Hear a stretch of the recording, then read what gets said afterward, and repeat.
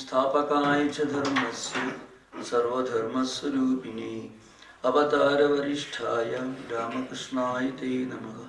श्रुतिस्मृतिपुराणानाम् आलयं करुणालयं नमामि भगवत्पादं शङ्करं लोकशङ्करम्. So I shall try to recapitulate some of what I said, what I explained in the last session, and that is something to do with Sanskrit Vyakarana. So, as I mentioned earlier, this is Brahmanaha Jijnasa. So the idea that is Shashti Vibhakti is used instead of Ditiya. Normally karma is used only Ditiya Vibhakti, but Shashti is also allowed in certain context.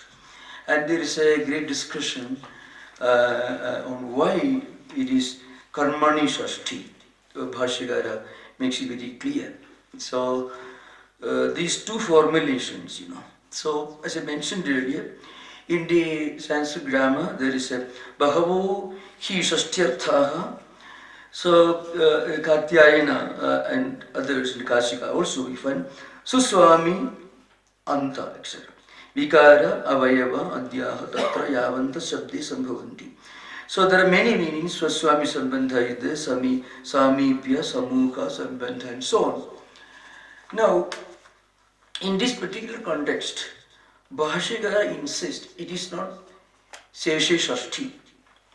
And the reason is, if you interpret in the lines of Seshe Shashti, then there will not be any direct focus on Brahman as the karma of Jijnasa. And remember, Jijnasa here always means vichara. Jnadam icha is the normal understanding. But in Advaita Vedanta, Brahma Sutra, Jijnasa means vichara. Because vichara is the means for aparokshanubhuti or Jiva Brahma Ikyanubhuti. So, the Purvapakshi asks this question. The Seshe Shashti already includes karma, includes in the sense as sambandha, as connection, but not the main focus. So Bhashyakara says, in that case what happens is, in Seshe Shashti, Brahman will become Gauna along with many other ingredients. So for example, Ramasya Guru. So Guru Sishya Sambandha. Ramasya Ritvik Yajnika Sambandha. There are many such examples we can find elsewhere. In the Vyakarana and the other commentators, they talk about like that. Dhatuha karmana katragatva ichchayam paninim says. So the point is, if you include Sesha Shashti, then there is always the possibility that Brahman accompanied along with many other ingredients will be implied, which means Upasana and so on. Now, in Advaita Vedanta, in the classical Shankara Advaita, as I mentioned, Shabda Parokshvada, if you are fully endowed with Sadhana Chadushta Sambhati, then Tattvamasi Mahavaka itself immediately produces the Anubhuti Aham Brahmasmi. So, often this is explained in the light of an important analogy found in Vedanta. Mostly in the Vivarana Prasthana books you find. Deshamas Tvamasi, it's called. So 10 people crossing the river in a boat, and they have crossed the river. They start counting if everyone has already reached the other bank of the river. And this man forgot to count himself. So always he found 9. And one person after another person began to count. But everyone omitted himself. Then another person came, not part of this 10 group of 10 passengers, or maybe called sages. So he started counting. And then he found, finally he said, the man who was counting but omitted himself. He said, Dashamaha tum asi. So the last counting, the 10th was yourself. Now when he mentioned Dashamaha tum asi, he will not have any doubts. Am I the 10th one? Immediately understand, yes, I am the 10th, the missing one. So like that, when you are given Upadesha Vakya, Tattwamasi, then even without going through Anusandhana, Lakshana Vakya, Prajnanam, Brahmayam, Atma, Brahma, all the intermediate processes, called Sharanagati, immediately without going through any other process of sadhanas, Aham Brahmasmi Anubhuti will come to you. Just like this man was told, Tum Dashamaha, you are the 10th one. You have absolutely no doubt, I am the missing one. Like that, when a seeker is fully endowed with sadhana chadushta sampatti, he is ready immediately to transmit the upadesha into anubhuti. But this happens only according to the Vivarana school, that is Sabda Parokshvada. In the Bhamadi school, it doesn't happen. Even after acquiring Upadesha, you have to go through Prasankhyana, that is called Upasana, according to Vrittigara, it comes like that. So this is an important point. So in Sesha Shashti, importance is given to many other aspects connected with Brahmajnanam. But in Karmani Shashti, Brahman is the only karma. Karma here does mean action. You should not misunderstand. Karma here means the focus of vichara. Vichara jijnasa. Jijnasa is vichara. Not being through Lakshanavritti is called, Lakshyartha. Vichara Lakshyartha. That is the dictum I followed. So, vichara is the meaning in which the word jijnasa is used in Brahma Sutra in all this context. So that's a very important point to remember. Now, here, there are many examples, Ramasya Pita, Ramasya Pritya, all, so Swami Sambandha is there, so Ramasya Pritya. Pitra Putra Sambandha is there in Ramasya Pita and so on.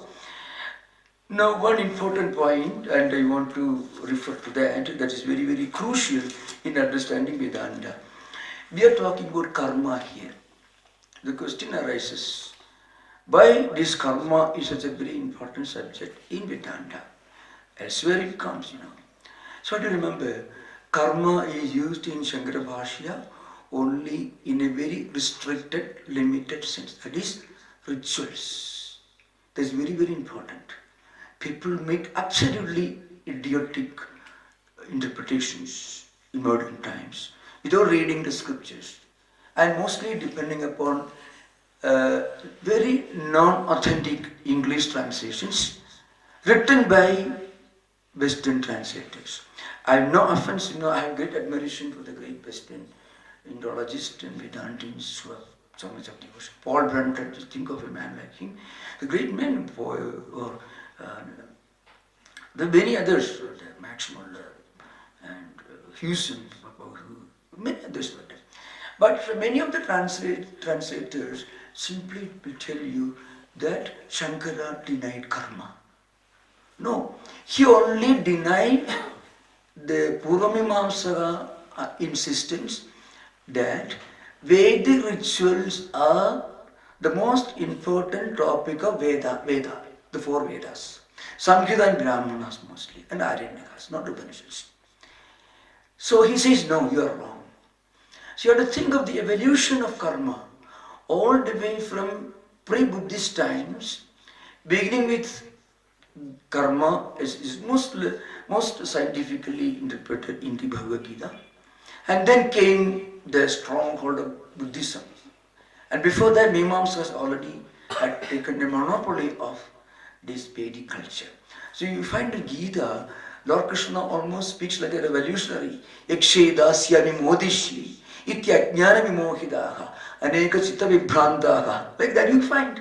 These are not complimentary. People sometimes read Gita with great devotion. These are all strong invectives.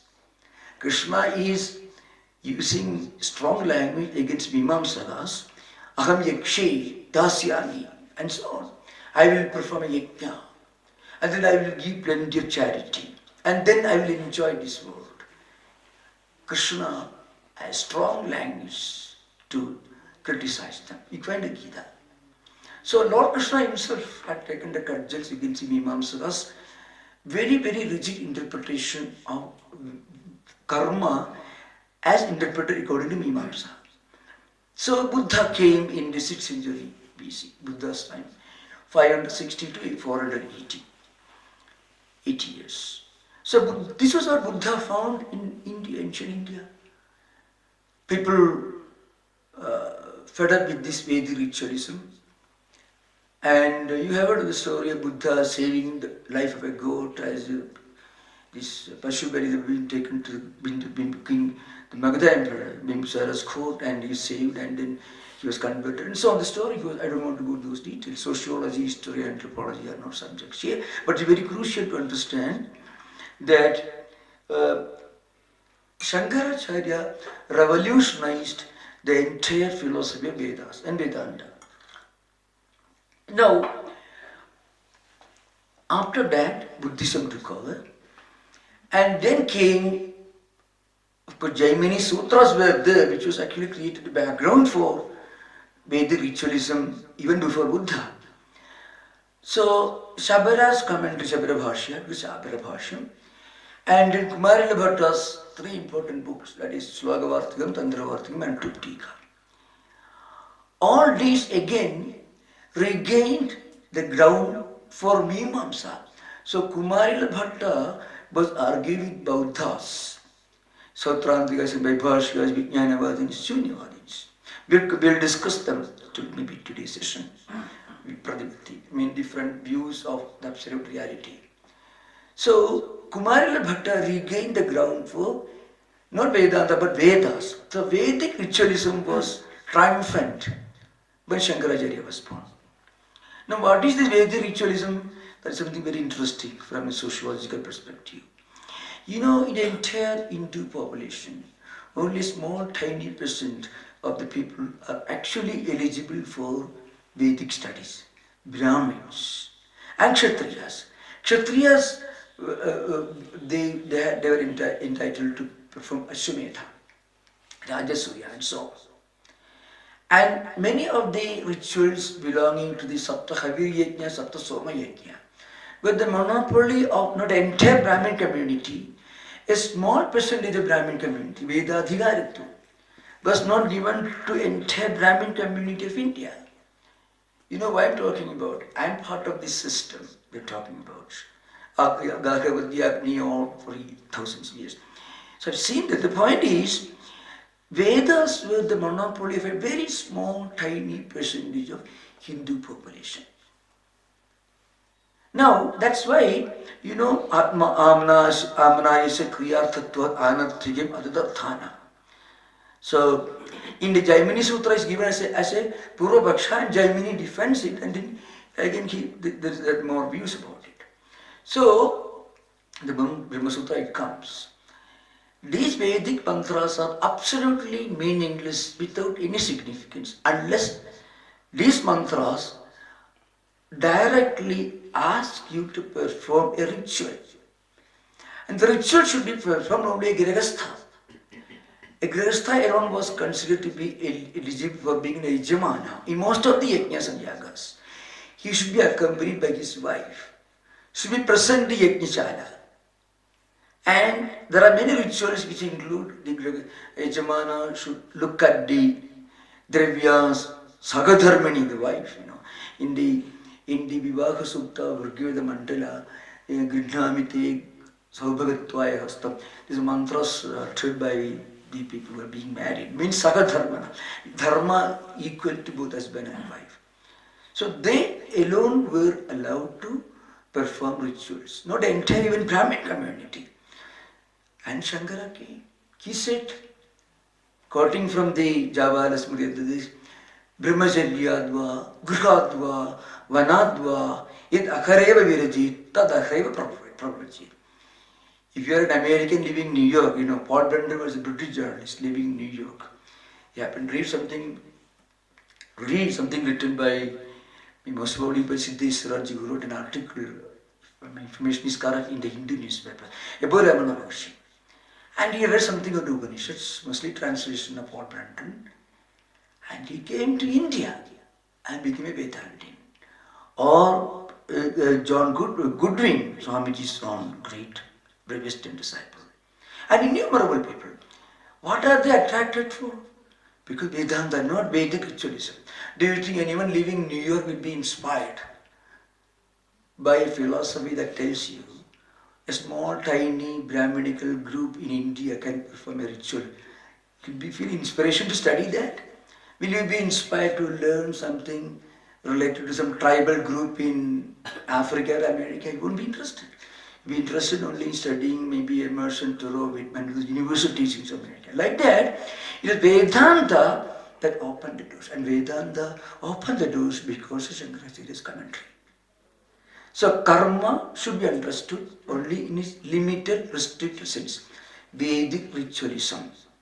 Shankaracharya insists on giving up Vedic rituals as a prerequisite for sannyasa, not laugika karmas.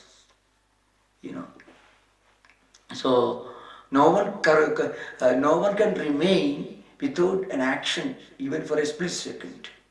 Gita says in the Gita, Lord Krishna says, Nahi kasyikshanamapi jadu tishtati akarma krita. So laugika karmas cannot be, should not be given up. Only Vedic ritualism should be given up. That too nitya, naimitya, kamya karmas.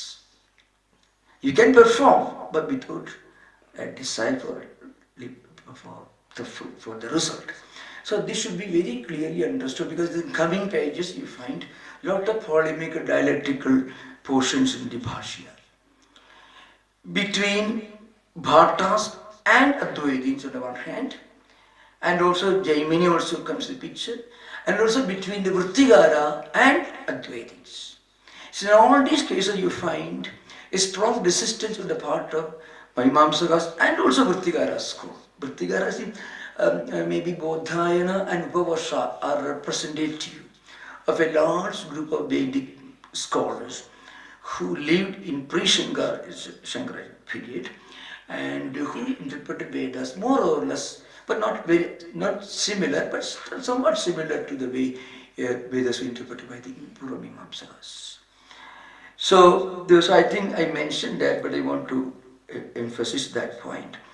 So, and again, a few important things. Even in yajnas and yagas, there are two types of results which are expected: Drishtaphalam and Adrishtaphalam. Drishtaphalam is Putra Kameshti, Shigrigastha. Again, small group. Remember, Shankaracharya, he liberated Vedic tradition, Vedic culture from the stranglehold of Vedic ritualism. So the distance Shankaracharya traveled from Purvamimamsa, Kumarila Bhatta to Advaita Vedanta is a much longer distance than the distance that Ramanuja traveled from Shankara. Much longer distance. It was a very revolutionary movement. Just think of it. Purvamimamsakas and also to some extent Vrittigara school insisted, well, sannyasa, if allowed, can be allowed only if the person is unfit for performing rituals. So, to be a Yajamana, you should be eligible. Eligibility includes you should have wealth enough to perform yajna yaga. You should be healthy enough. Krishna Keshu, Adadhira. You should perform Ajnadhana, you should be young. Or to perform certain yaga, you should be a Kshatriya. So, Varnadhyasa, Vayodhyasa, Asamadhyasa, all these were included. So, Putra Kameshti should be performed by a person who wants result Drishtaphalam in this life itself. Chitra Yaga, Varuna Yajna, all these are examples. You perform yaga for rains, Drishtaphalam, immediately you get in this life. But Adrishtaphalam, Jurgagamo Yajeda, that will happen only after death. So, the ultimate purpose of Vedic ritualism was Abhyudaya. Abhi-udeti means you are moving, ascending forward towards Vishaya. So, once a person reads this Karmakanda, ritualists, Aranyakas, Brahmanas, or Jaimini or Sagara, immediately, and if he has done Vedadhyayana, then you know what you should do? You should collect people, then you should collect Dravyam, Purodasham, Ritviks, Hota, Adhari, and all of them, and then you should perform all this. That is on one hand, that is Abhyudaya. Nisrayasa is nothing but moksha. In Nisrayasa, you don't have to do anything. You are given a knowledge that's not new. So Tattwamasi, when Upadesha comes, if the student is fully eligible, fully sadhana chatushtaya sampanna, then real meaning will immediately strike him and he will immediately understand it. It becomes Aham Brahmasmi Anubhuti for the, as happened, Nachiketa, of course, 9 times, 9 repetitions, right? But that is only Sravanavarti. This is also allowed. So if we are not fully endured with 100% sadhana, chatushtaya sambhati, then you should again and again listen. Listening doesn't mean hearing, it means Sravanavarti. You can, reading also Sravana by Upalakshana. Because actually when you read Veda mantras, you are hearing it, When you read, you are not actually, more than your eyes focusing on the written letters, you are hearing it. That's why the musicians, when they listen to one song in the morning, he can repeat next day. But he's not seeing that. He's reproducing it. So when you read, you are only doing Sravana. So it's a very, very important point to remember. So I want to sum up a few things that I mentioned earlier. Again, in the last session that we discussed,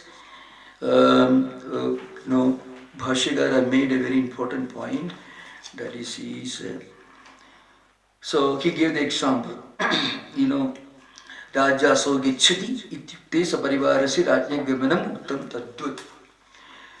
So he mentioned that when you focus on Brahman as karma or vichara, means jnasasya karma, then everything else is included. So whatever disciplines are necessary, without which you cannot attain Brahmajnanam, those disciplines are also included in this Karmani Shashti. Consider it's that clear. And then Bhashyagara says, this is a technique you have to those who are new. Sutti Anugamacha. It is called the Sangraha Vakyam. So you find in the Bhashya tradition, every sutra is taken. Every, if you remember, that is Sutrartho Varnide Yatra. Sutrartha should be 1, 2, 3. Atha Yoga Anuशासनम or Atha Brahma Jignasa, like that. So this is Sangraha Vakyam, Suddhi Anugamacha.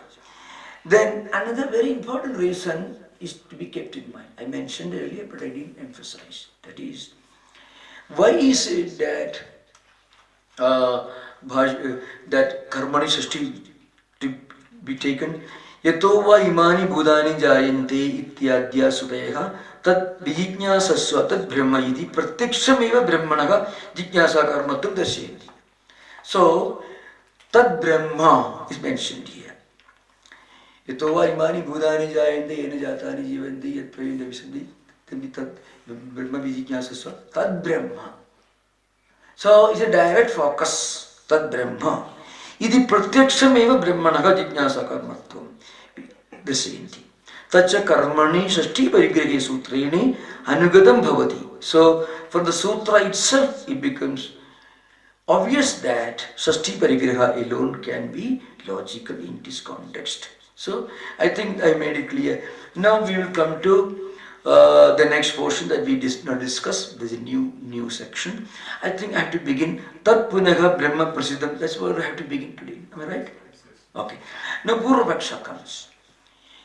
Now Tat Punaha Brahma Prasiddham Aprasiddham was syad. Yadi Prasiddham na jijñasidavyam atha Aprasiddham na eva shakyam jijñasidam iti. Now this is actually a an example that is found in Jaiminis, in Shabara elsewhere. So in the Shabara also, for example, it says, where is dharma known? If it is known, there is no need of adhado dharma jignasa, no need of inquiry. If it is unknown, unknown in the sense atyantam aprasita means unknown, unknowable. So unknown should not be taken in this context as something that is now unknown but can be known later. No. And here, aprasitam here it means unknown and unknowable. Actually, you do not start an inquiry or a discussion or vichara about something of which you know nothing. You don't start inquiry or investigation or research on any topic of which you know absolutely nothing. You have heard of it. Some kind of information you have. Samanya jnana. Then only you can make some investigation. So that is why the Purvapakshi says, if it is absolutely unknown, it's not very clear, but it is that's the implication. It's absolutely unknown and unknowable, then it is not possible to make any inquiry. And when it is absolutely known, prasiddham, then there is no need for it. So, comes. Atha prasiddham na eva sakyam jidyasidam iti. Uchyate, no siddhantin comes. Asti tavat brahma nitya shuddha buddha mukta svabhavam sarvakyam sarvashakti samanyudam brahma shabdasya hi vipadimanasya nitya shuddha deha arthaha pratiyande brihadehi dhatohu arthanagama. So lot of the dhatu already will come. So, asti tavat brahma. Well, we have some understanding of Brahman, and that Brahman really exists. That is Nitya, Shuddha, Buddha, Mukta, Svabhava, etc. So now, here is one important point to remember.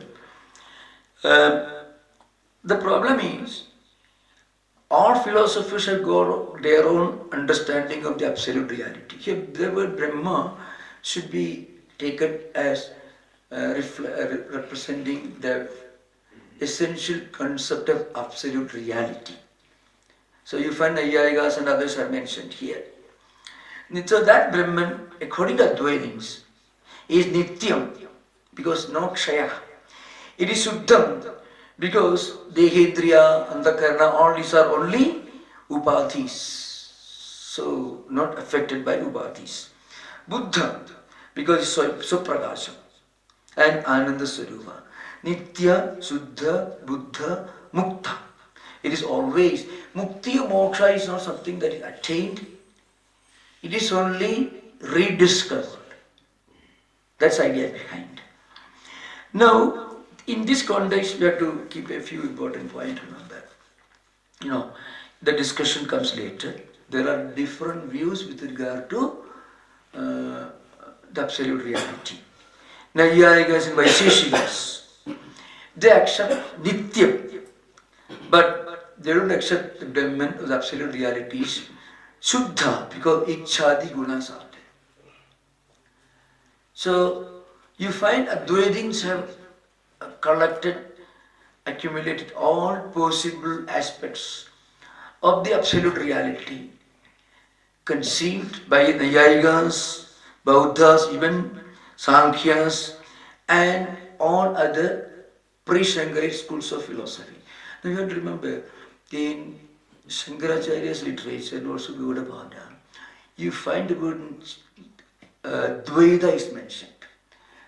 You have to remember, Madhva was born almost 350 years after Shankaracharya's passing away. So you find Gaudapada Karika, Susiddhanta Vyavasthasu, Dvaitino Nishchidatutam, Parasparam Viruddhyante Taiki Ayamna Viruddhite. So Dvaitinaha here means mostly Sankhyas. By a broader interpretation, some people will include in that category different schools of Purvamimamsas also. But mostly it is Dvaitins that who are actually taken here because Sankhya, means Sankhya's are taken to it, Sankhya philosophers.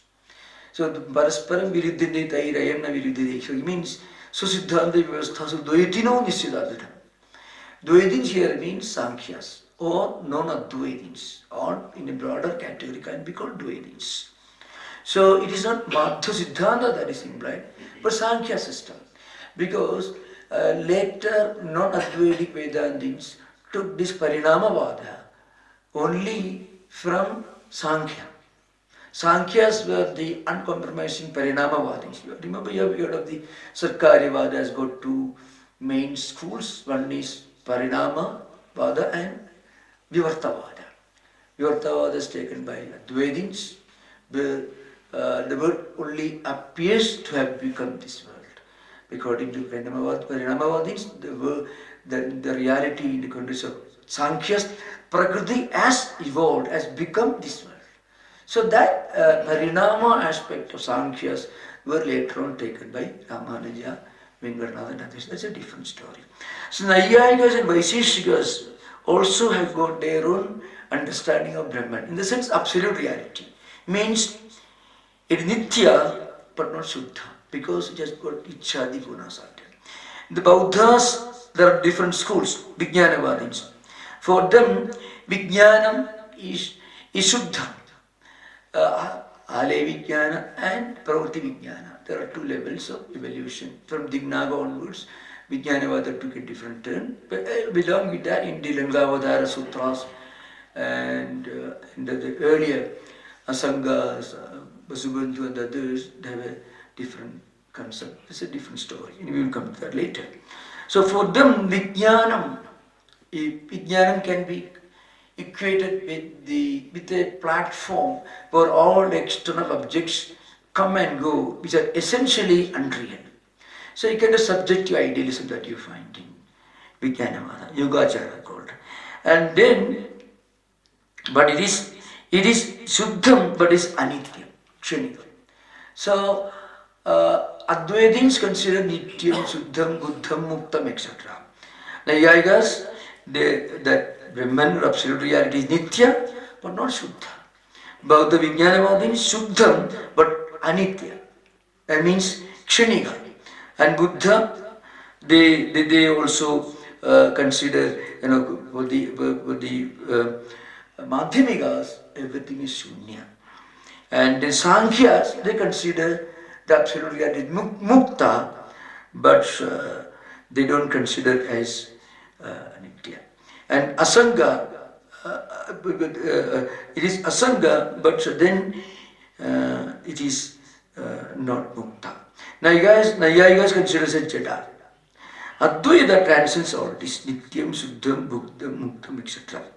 And Charvakas, they consider this body is the Atman, absolute reality. Sankhyas, Dekadita, it is Nirguna, Asanga, Dekadita, but Aneka. For Naiyayikas, it is Vibhu, Vyapi, Ichcha, Nirguna, etc. For Jaina, it is Sarira Parinami. There is a very interesting, well-known Sanskrit statement that is frequently quoted. That is a pity statement that we can record later. One is Yaccha Apnodi, Yad Adatte, Yacchasti Vishyanika, Yacchasi Santato Bhavu, Tasmat Atmedi Kathiri. The general interpretation according to Vedantins. But the same Atman here implies the absolute reality. So sometimes, the Atman of the Sankhyas, Atman of the Charvakas, Atman of the Yogacharas, it doesn't mean that they believe in Atman. Their concept of absolute reality. Or Brahman of the Buddhas, it means their concept of absolute reality. That's the implication here. So Sunyavado Madhyamigana, for Madhyamika Nagarjuna school, part of the Mahayana system. Sunyavada. For them, Shunya is absolute reality. And Kshanika Vijnanavado Yogacharana. For them, Kshanika Vijnanavada. The Vijnanam is the platform on which all the objects emerge and disappear. Because they already exist in the Vijnana when when you connect with an external object, that Pravritti Vijnana which is there within the Alaya Vijnana system, it connects and you see something, but then it is gone. It is not Drishti Sushti Vada, not at all, but Kshanika Vada. Again, Jnanakara Anumeya Kshanika Bhahyarthavada Sautrantikas. So among the Buddhist realists, there are two schools. One is Sautrantika school, that is called Vaibhashika school. Sautrantika school Bhashya Anumeya Vadina. They believe that things can only be inferred. Because you are seeing an elephant, then you recollect or use this an elephant. By that time, that elephant has gone. So it is pratyaksha only for kshana. It becomes something else. So when you actually are pointing out, mentioning something, you are mentioning something through inference. And inference happens only after pratyaksha is over. So that's why they are called Jnanakara Anumeya Kshanika Bhahyarthavada. Kshanika Bhahyarthavada Vaibhashyana. They believe in Pratyaksha Pramana. So Anumeya Pradhana is Sautrantika, Pratyaksha Pramana. They believe in direct perception, but only Kshanika. With the Deharthavada Charvagana. Charvagas also God. Charuvak. They talk very nicely in that sense. Absolute trash, that's all. So for them, Charvakas believe their body is Atman or Brahman, nothing beyond that. And not only that, they don't even believe in Panchabhavata, 5 Panchamahabhuta. They believe only 4 of them. Akasha is left out, Prithvi, Tejo, Vayu only. Because Akasha you cannot see. Whatever is visible with the Jnanendriyas exist. Only they have existence. Akasha cannot be perceived directly, the way we see a visual object. So they don't believe in Akasha, only Prithvi, Tejo, Vayu. And then the Digambara, only Jainas. They believe Deha Atirikta Deha Parinamavada. Deha Atirikta Deha Parinamavada. So their absolute reality, Atmana Brahman, is Deha Atirikta, but at the same time Deha Parinama means it is the size of the body. That is their view. So for the more advanced Charvakas are there, they believe Indriyas are Atman. So anyway, that is not very relevant now. Now why we have mentioned all this? We will come to that. Astidavat Brahma Nitya Suddha Buddha Mukta Svabhavam Sarvajnam. So in this Nitya Suddha Buddha Mukta, in these 4 expressions, Advaitins have accommodated all possible aspects of other schools, but also have gone beyond that. One believes Nitya but not Shuddha. Nitya and Shuddha both are accommodated here. Like that, Advaitins have, in their conception of the absolute reality, they have accepted all, but also gone beyond all, in that sense. Then Sarvajnam means that Brahman has the ability to know everything, omniscient, has the faculty, capacity to know everything. Sarva Shakti Samani. Sarva Shakti means has the ability to work out, function, make function. Even this complex, indescribable world itself is a function, as being made functional by this Atman. Sarva Shakti Samanidam. Brahma Shabdasya hi Vitpadhimanasya Nitya Suddhatva Deha Artha Pratiyante. Now there is a reference to the Dhatu. Pratiyante Brihadehi Dhatuhu Arthanugamat. So Brimhi or Briddhau Brimkanatva Brahma. That's right. So means expanding, all accommodating, and also it expands and it makes everything evolve. So Brahman is behind the existence, that is that is Janma and Sthiti. Sthiti includes all the vikaras, Jayadi, Asti, Bhattade, Viparinamadi, Apakshede, Vinisi, all included in the Brahmkara. This comes all the way from Niruktam. Niruktam is Yaska who inaugurated all this for the first time, in the beginning of Niruktam itself. So that Brahman is the reality. So why the Brahman, this question arises, but is Prasiddham or Aprasiddham? It is not Prasiddha, or rather it is Aprasiddha because we don't have Vishesha Jnana. But at the same time it is not Aprasiddha, it is not unknown because we have Samanya Jnanam and also it is possible. It is Sadhya. It can be realized in the sense it can be attained as experience, not created, Utpadya, Samskara, etc. We can discover that true identity ours. In that sense, it is Sadhya. But the point is, according to Vedantins, according to both Vivekananda and Brahma schools, they believe there is something that appears to conceal that reality from us. It is technically called Abhana Apataka, means blocking Vishesha. Abhanam means, Bhana means Prakasha. Abhana means the opposite of it. It blocks. Abhana Apataka. How does it happen? So you find the later from 5th Adhikarana onwards and also Upanishad Bhashyas, you find Gita Bhashya also, Maya and all those topics are discussed here.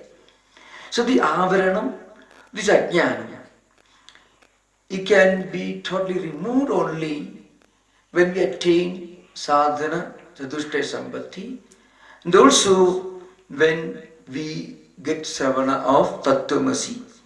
And when the Tattwamasi creates in a person who is fully endowed with sadhana, Chatushtaya Sambatti, then it becomes bhavana, it becomes aham brahmasmi anubhuti. If sadhana Chatushtaya Sambatti is not 100%, then one should get more and more established in sadhana Chatushtaya Sambatti by sravana, manana, nididhyasana. According to the Bhamadi school, like of Mandana, it requires prasankhya, upasana, dhyana, etc. The rituals are totally rejected by Vachaspati. So that is why Brahma Shabdasya hi Vipadyamanasya Nitya Suddhatvadeha Artha Pradiyanti Brihadeki Dhatohu Arthanagamat. I mean, it's from the technical meaning, etymological meaning of Brahma Dhatu. Sarvasya Atmatvacha Brahma Stitya Prasiddhi. So the Brahman is one's own essential inherent identity. So here Atmatva means Yadhartha Swarupa. Atidikadaya means essentially Sarvasya Atmatvad. Everyone's Swarupa is the Atman. So Brahmastitva Prasiddhi. Prasiddhi means Jnata, means is known, realized. So Sarvohi Atmastitvam Pratyedi. Everyone, Atmastitva means one's own existence. Actually, if we, in our everyday life, when we say I am here, or when I am not here, in that I am not here also, there is I. So in every interaction, in every self-identity, you find our own I, isness, we call isness sometimes, translated in English. I don't know how it can be justified. The best one is Atmastitva. That's for everyone, even for a nihilist or or a atheist, he has his own self-identity. That self-identity is the most visible expression of that inexpressible Brahman, that's our true nature. So it is a doorway towards our own identity. That's why in Ramana Maharshi, if you ask the question, who am I? If you can go far enough with this inquiry, you can hit the door of Brahma, Aham Brahmasmi Anubhuti. You should travel sufficient distance, that's all. That, one's own true identity. Yadihi na atmastitva prasiddhi syad sarvo lokaha na ahamasmi iti pratiyad. Suppose we don't have this self-identity, I, then what happens, then it can become some kind of a Shunyavada. So what happens? A Shunyavada itself, one should know, Shunyavada as translated in English as emptiness or nothingness is factually wrong. It is against the basic principles that Nagarjuna makes in Mula Madhyama Shastra, Madhyamika. I have given lectures in my Stanford Hindu Student Association programs. Shunyavada, about 17, 18 lectures are given. Based on Mula Madhyama Shastra, Madhyamika and Vigraha Vyavartani. So, Shunya doesn't mean nothingness. That's a problem of your understanding this philosophy from English translations. That is a horrible thing to do. Shunya is not nothingness. What Nagarjuna is implying is an entire phenomenal entity doesn't have any inherent existence. The empirical phenomenal world does not have an inherent essential existence. And that's what Vedanta says. So, Nagarjuna called Samvriddhi Satya, and Vedanta is called Vyavakarika Satta. Nagarjuna called Shunya, and Vedanta is called Brahman. That's the only thing. So the rejection of the essential existence of phenomenal world, Vyavaharika Jagat, is also emphasized by Nagarjuna. Desatye samuvasitya buddhanam loka sheshana. Loka samvriddhi satyam cha paramarthata.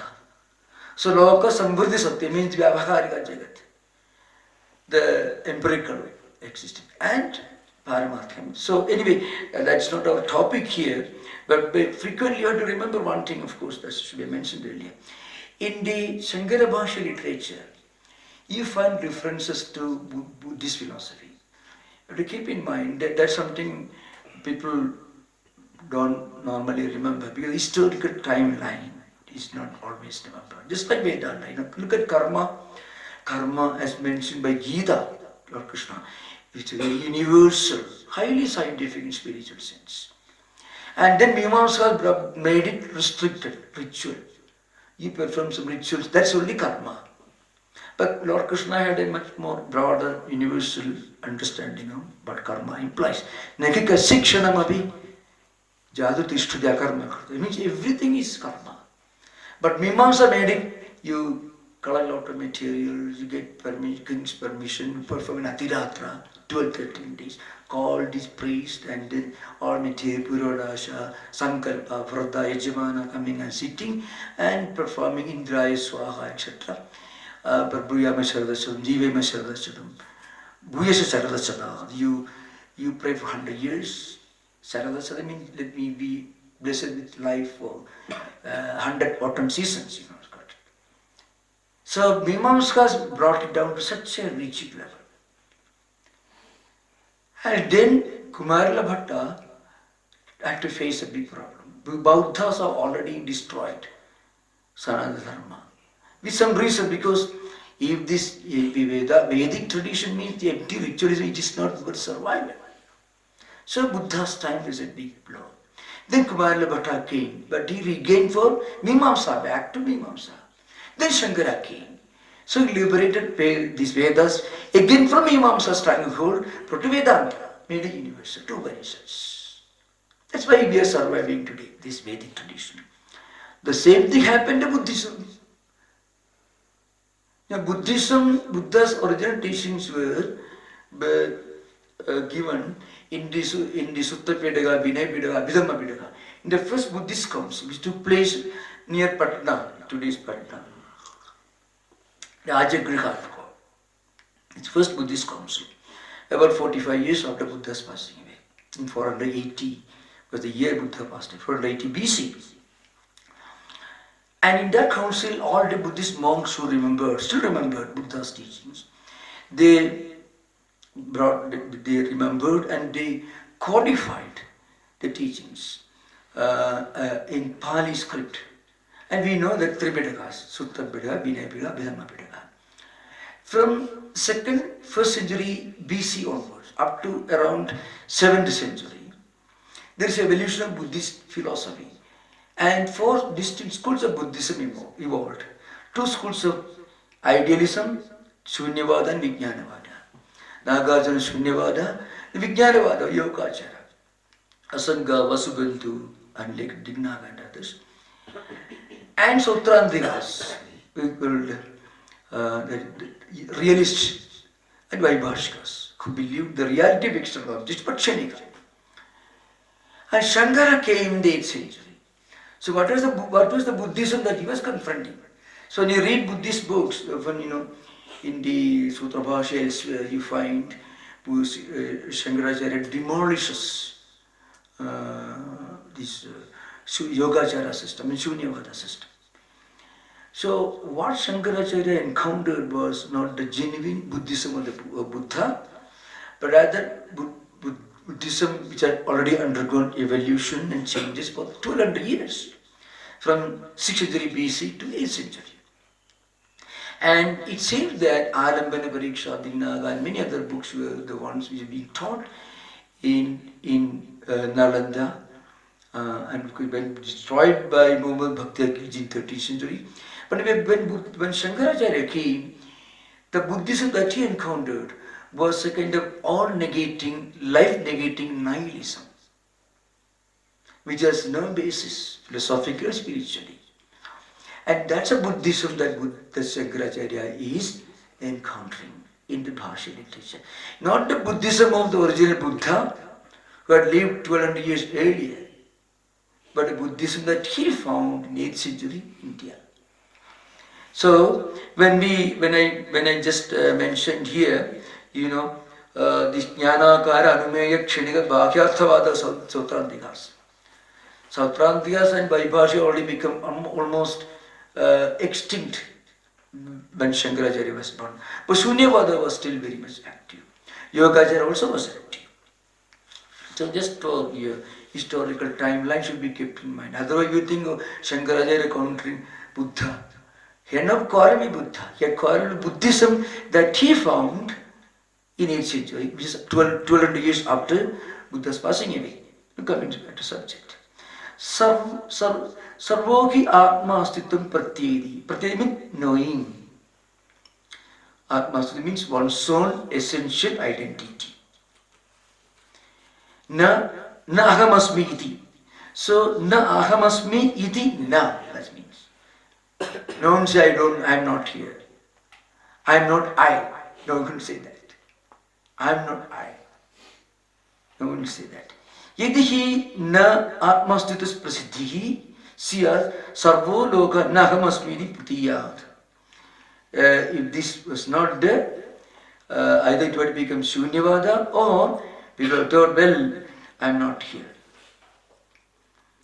So this actually Atma Astitvam in the ordinary sense, because Atma is Anirvachaniya, Atma. But in our Spuranam, our own understanding, our Samanya Jnanam, not Vishesha Jnanam. Vishesha Jnanam means Aparoksha Anubhuti. Our Samanya Jnanam is I. So according to Advaita, our essential identity as to what we are, I, that itself is the doorstep to the highest Jiva Brahmaikyam. So now we come to the next one. Before that, just keep in mind this prasiddham va, aprasiddham va. This is a classical way of beginning a discussion, either to defend in the form of a shanga it may be expressed, or in the kind of counterpoint also it could be expressed. It is a Purva Mimamsa Jaimini Sutra Shabara Bhasha, it discounts. Either totally unknown, aprasiddha, or absolutely realized, prasiddha, in that sense. Now coming to the next one. यदि तर्हि लोके ब्रह्म आत्मत्वेन प्रसिद्धम् अस्ति ततः ज्ञातमेव इति अजिज्ञास्यत्वं पुनः आपन्नम्. So Purvapakshi brings up this again. Yadi tarhi loke brahma atmatvena prasiddham. If everyone knows Atman as his own true I-ness or identity, then there is absolutely no need for do any vichara. So the old opposition to Advaita Brahma Jignasa, that is, Brahma Jignasitavim, Advaita not Jignasitavim. This all find the Bhamadi very elaborate, interesting discussion you find. That opposition again emerges. So before that, one important point to remember is, when we, this point should be kept in mind. When we read this Sutra itself, Adhato Brahma Jignasa, we should get a clear meaning, the structure of this sutra. Ataha means because karma phala is anitya. Because that's what we discussed in the previous pages. Atha means sadhana chatushtaya sambhati anantaram. After acquiring sadhana chatushtaya sambhati, Brahma Jignasa. Here one should add kartavya as which called Vakyasesha or Dhyahara. So Adhado Brahma Jignasa kartavya, etc. So that should be kept in mind. That is an important point to remember. So Vakyasesha Dhyahara kartavya. There is the phalam is moksha. Nisesa prayojanam. So atha Brahma Jignasa kartavya. So that's a, then only we'll understand the meaning of this paragraph. Yadi tarhi loke brahma atmatvena prasiddham asti tataha jnatameva iti. In that case, Brahman is well known, quite obvious. Ajijñāsitvam, it doesn't become an object for vichara or jignasa. That objection, that problem re-emerges. Nadat vishesham pratipattihi. And not only that, this is a siddhanta. Now, Siddhantin says no. Atma never becomes ajignasim. The Siddhantins counters no. Now, tad vishesham pratipattihi. So there are many views with regard to what Atman is. As we already saw just now, Naiyayikas and Bauddhas of different denominations, Sankhyas also there are Ekadeshi Matam is there, and also Charvakas, Mimamsakas, all of them have their own understanding, their own interpretation of this Atma. Atma here should be taken as implying the concept of absolute reality. That's the sense in which Atma should be understood. And because Atma is not recognized, accepted by Bauddhas, but still have a concept of Shunya. Vijnana for Vijnanavadins, Shunya for Shunyavadins, like that. So the Siddhantin said no. Tad vishesham padi viprativattehi. Viruddha mata. Viruddha means different. Vairuddhya. Vairuddhya means two views cannot coexist. sahanavasthayitva. That is one aspect of mutual contradiction. The other one is badhya, badhaka, bhava, means each will cancel the other, each contradicts the other. So there are so many views. You can, for an example, a very simple example that you have access to is Gaudavada Karya. Gaudavada refers to some 30, 34, 35 schools of philosophical traditions in ancient India. Some of them are just fringe schools, but different views. But each cancelling the other. And he also demonstrates how Sautrantikas contradict Vaibhashikas and vice versa. And Prabhagaras contradicted Bhattas, another like that you can find. So there are so many mutually contradictory views. Tad vishesham vadi vipratipattike. Dehamatram chaitanya visishtam atma iti prakritaha. I mean, prakrita here means those who don't have any concept of shastram, not even charvakas. Those who don't believe in anything. You may call it utilitarians or bohemians in modern times. There are kind of radical schools in mid-19th century Russia called nihilist and so on. Dehamatram chaitanya visishtam atma iti prakritaha janaha laukayatikaha. There are another group, Brahaspatis, a more refined school of Charvakas. Indriyani eva chedanani atma iti apare. There are also different schools of Charvakas. More advanced school of Charvakas called Indriya. They believed the Indriyas constitute Atman, absolute reality. A more refined schools. Most early one school of Charvakas who followed Brihaspati. Then mana iti anye vijnana matram kshanika vityeke yogacharas. Shunya iti apare shunyavadi Nagarjuna and others. Asti dehanti vyatirikta samsari karta bhokta iti apare. So this Atma is good. Something called Ishara, according to some, the same name, the same implication. Asti dehadi vedirikta samsari karta bhodari nyaya vaishishkas. That's the meaning. Iti abhare bhokta eva kevalam na karta iti eki. That is Ekadeshi Sankhya school. Asti tad vedirikta Ishvara sarvajna sarvashakta iti kechit. They are maybe they are yoga, those who belong to the yoga, Patanjali Yoga school, Sveshara Sankhya and Patanjali Yoga are same. They believe in some kind of Ishvara. Sveshara Sankhya, Yoga, Patanjali schools, etc. Some Naigarikas and Mimamsaka, they also believed Tad Vedirikta. Tad Vedirikta means Atma Vedirikta. That's meaning here. Tad Vedirikta means Atma Vedirikta.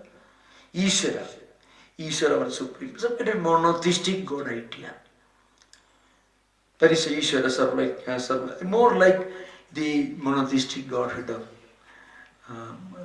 these Semitic religions. One God who's control of everything. Atma Sabhokta iti abhare. There are already Mimamsakas and some Vedantis and also Sankhya Ekadesi. Bhagavo viprivannaha yukti vakya tudabhasa samasyaha santaha. So, that is yuktyabhasa and vakyabhasa. So, abhasa means they appear to be, but not really, in that sense. Bhagavo viprivannaha, different mutually contradicting schools. They put forward their own logic, their own Vedavakyas, and also their own interpretations. May appear to be genuine, but not actually genuine. In that sense, it's called abhasa. Bhasadeva. Appears, but not real. Tatra abhicharya. So what happens, when you listen to all this, then you don't think properly, you don't have anything to refer to. Then what happens is, yatkinchit pratibhadyamanaha nisresa pratihanyeta. What happens? Without understanding properly a vicharya, without doing vichara, if you accept something, some of these, yatkinchit pratibhadyamanaha, then what happens? Nisresa mokshat pratihanyeta. You will be moved out, you will be pushed out of moksha. You will not get moksha. Anartham cha yad prapniyat means. And also it can lead to spiritual disaster. It will be no good. Tasmat Brahma Jignasa Ubanyasa Mukhena. Therefore, Brahma Jignasa Ubanyasa, he means Arambha Mukhena, means Ubanyasa, beginning, launching, inquisition, just as an opening. Brahma Ubanyasa Mukhena Vedanta Vakyamimamsa tat avirodhi tarkopagarana nisrayasa prayojana prastuyate. So avirodhi means tarka which is not in conflict with Vedanta. That's why I get it. Tarka which is not contrary to Vedanta. Bhashyam, Shankaracharya himself in the Upadesha Pancham. Dustarka suviramyadam Srudimadas tarka anusandhiyadam we find. Srutyartha nirnaya anubayogi tarka. Srutyartha nirnaya anubayogi tarka means a tarka logical thinking which is not helpful, maybe even be detrimental to a proper understanding of the actual statements of Sruti, Vedavakyas. So, such statements should be avoided. Dustarka, suviramyadam, Srudimadas tarka anusandhiyadam. So, the logical thinking which is Brahma vicharaya upayukta vakyamimamsa kartavya. There's an implication here. Brahma vicharaya upayukta vakyamimamsa kartavya. So what will be done is vakyamimamsa, this vichara or inquiry into Vedanta Vakyas, which is helpful for Brahma vichara. Brahma vichara upayogini Vakyamimamsa has been prastuyat, the commentator says. So that's an important point to remember. So the point is, in this context, we feel, someday we find some commentators will they told Shadvidhalinga, Vakrama Samkara, Abhyasa Purvada Phalam, Arthavadugavaticha, Lingam Talparyanarnaya. They bring in the Talparyanarnaya. So any kind of tarka which is in accordance with the spirit of Sudhis, which will help you to understand this, the Sutyatha Nirnaya, to a proper decision as to what the exact implication of Vedavakyas, which are helpful. That kind of logic should be accepted. That's why Tasmat Brahma Jignasa Ubanyasa Mukhena Vedanta Vakyamimamsa tat avirodhi tarkopagarana. Upagara should be upagara, it will be helpful for Sutyartha Nirnaya. Upanishad Vakyas. This is a prayojana prastuyate. That's the idea behind. I think now we will take the next sutra. Time is maybe there. Maybe not, like the next class, okay? Yeah. Next time there is this Nyaya, there is Adhirana, the statement of Vidyaranya Swami Suddha means Nyaya Maharaj will take. Okay? Okay, now we have any doubt? Shall we go to next sutra? Eh? I think, what do you say? Next sutra we can go now. Do you want to ask question? Maharaj, Bhagavan Bhashyakara describes Jagat as Pratikshana Manyata Swabhava. Pratikshana Manyata Swabhava describes. So how does this view differs from Kshanikavada Buddha? Yeah, but behind this Pratikshana anyat bhava. There is something which doesn't change at all. That Buddhists don't accept. Shunyavadi's problem is, Shunya was, the word Shunya was interpreted primarily by Chandrakirti in its Prasannapada. That's a commentary on Madhyamika. So Chandrakirti gave his interpretation. And then there were a few other interpreters who was different from Chandrakirti. Shunya came to be regarded as some kind of absolute negation. Partly because Kumarila Bhatta contradicted and argued Shunya. In the argumentation with Dharmabala and others, they interpreted Shunya as some kind of all-negating thing. A strong counterpoint against the Mimamsa's emphasis on rituals.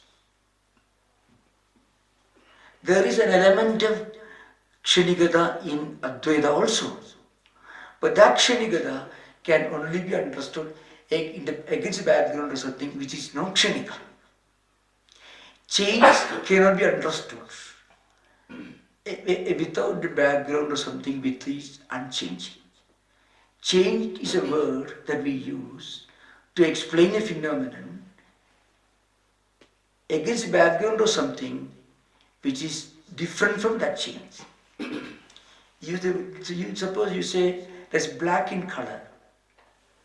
Suppose everything in this world is black, there is no blackness. If there is white, you call this is black, the other is white. So the problem with Shunyavadins was most probably due to Chandrakirti's commentary, Prasannapada.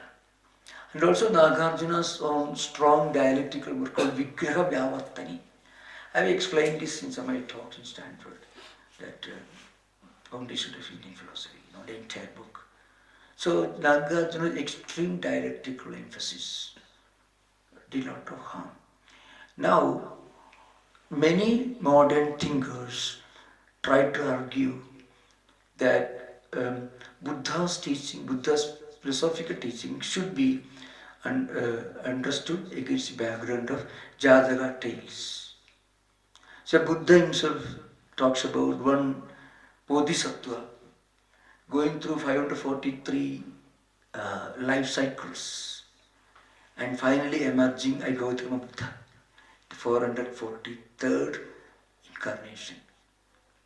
So I have discussed the point about the modern so-called scholars of the West, also traditional scholars who have studied the original Pali and Sanskrit text. So they will agree with you. See, when Buddha left his kingdom in search of an answer to the question, he had these 3 or 4 visions. A dead body being taken to cremation ground, a sick man, old man, and then a sage. He went to Bodhgaya and sat in the tree. Ihasane shushadu me shariram tavasti mamsam chivilem chiyadu aprapisiddhim bhujanma durlabham naivasana kayamadasyanishadi. Finally he got something. After practicing eightfold discipline, you get something. What is that? So unless you get something that you can call by some name, call it Shunya, whatever you want, it cannot be absolute non-existence. Because according to Buddhists, you feel a kind of self-contentment when you attain nirvana. In the well-known textbook, that is the original textbook of mindfulness, Satipatthana Sutta. There's got 2 words. One, a bigger one, Buddha's discourse to laity, and the smaller one, shorter one, to monks. Satipatthana Sutta, Smrtipasthana Sutra. Now, in mindfulness, which is the classical example they give in modern times, mindfulness, you just see as you sit there as a witness. All the experiences come in a flash, in a procession. You just connect with it, then you detach it. So you are aware of it, but then you are not caught, you are not entangled, you are not imprisoned by what you see. For that you need a platform. So nirvana always implies some kind of a transcendental experience, which is distinct from what people normally understand by the English word nothingness. If you look at the dictionary, the word shunya is translated by English word nothingness or emptiness. The great emptiness they use it. That's a problem of translation. So, if you read original Nagarjuna, you think he did not imply shunya. Not only that, this is called chaduskodi. Nirasa is there. Neither this nor that, neither combination of both, nor the opposite of both, all that, all possible positions are negated. And then in Vigraha Vyavartani and also Madhyamikarika, Nagarjuna is shunya is not shunya. Shunya is neither shunya nor ashunya, nor combination of both, nor negation of the both. So it is something indescribable. The word indescribable is used in Vedanta only for Brahman and Maya. Maya is indescribable because actually it doesn't exist. But it is as if it existed at the Vyavaharya level. Neither Sat nor Asat. It's a Sadasata Anadhikarnatva Mithyatva. Like that Panchavadika definition of Mithyatva. That comes very close to Advaita, but that's not how Shunyavada is understood in today's world. So change cannot be, coming back to your question, change is something that cannot be understood or even conceptualized unless against the background of something which is unchanging. You call a person short man because the taller fellow standing there. Otherwise, you won't be called. There are many people who are you will be very tall if you see standing in front of them. So everything is changing, everything is relative. There is something that is beyond relativity, that is absolute. Nagarjuna called Shunyam, that is Dve Satte Samupasitya Buddhanam Loka Samvruddhi Satyam Cha Buddhanam Dharma Sheshata Loka Samvruddhi Satyam Cha Satyam Cha Paramarthata. Loka Samvruddhi Satyam means only Vyavaharika, and Paramartha Satyam, that is Shunya. Okay, so I think we can 5 minutes more. Well, Brahmanatvat Brahmaiti we said more, right? Yeah, so it means that it is actually expanding. There is a meaning of no, it gives back to evolving things. Evolving. Yeah. Brahmanath expanding, it expands everything that is within his purview. It makes everything expand and evolve. Does it mean Vikaritam is there? No, that actually there is Vikara in the Vyavaharika state. Vikara is the Vyavaharika state. So here I should explain. So here Dhatu, you see, the word Brahman, as one is Vrihi Buddho. So Vruddhi means what? Expansion. That's the meaning, original meaning of Vruddho. Or Vruddhi sometimes. So it is Brahman that is behind Srishti, Sthiti, Laya. Which is Vruddhi. Vruddhi in different dimensions. Not that Brahman is evolving, but Brahman is the unchanging truth, unchanging reality behind all that you find, which is expanding, evolving, or Shadvikaras.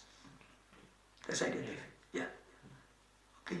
So remember, the absolute reality includes both Paramartha and Aparamartha also. So Aparamartha is the relative dimension of Paramartha. Paramartha is the transcendental or absolutist dimension of Aparamartha. Aparamartha is Jagrat, Swapna, Sushupti. Vishwata is the Prajna. Paramartha is Turiya.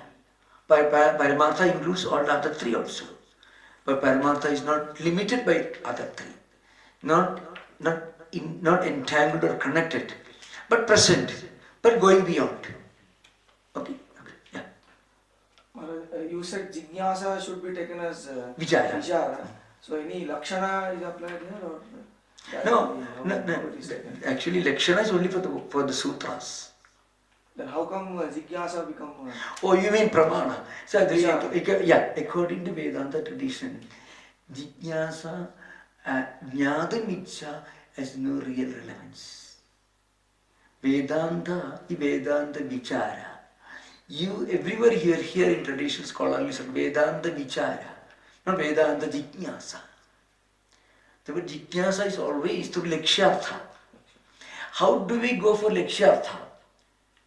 Lakshyartha is necessary because vakyartha doesn't fit in with the overall philosophical superstructure of the book.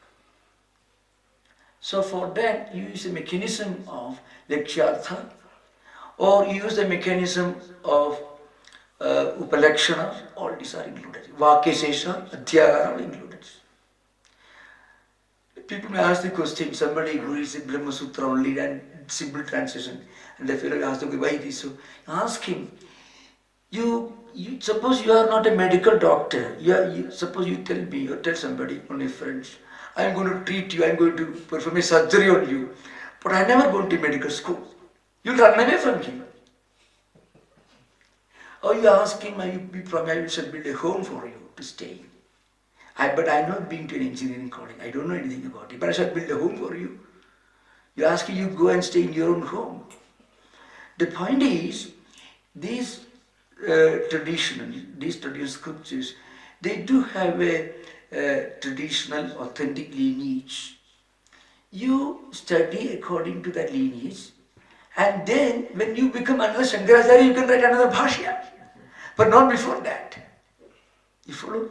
So that's why frequently people read simple translation, as elementary as possible, then write a book, and that's a problem. But this is happening more in the West than here, of course. Okay. So thank you. Now we conclude. Om Shanti Shanti Shanti. Hari Om Tat Sat. Sri Ramakrishna Arpanamastu.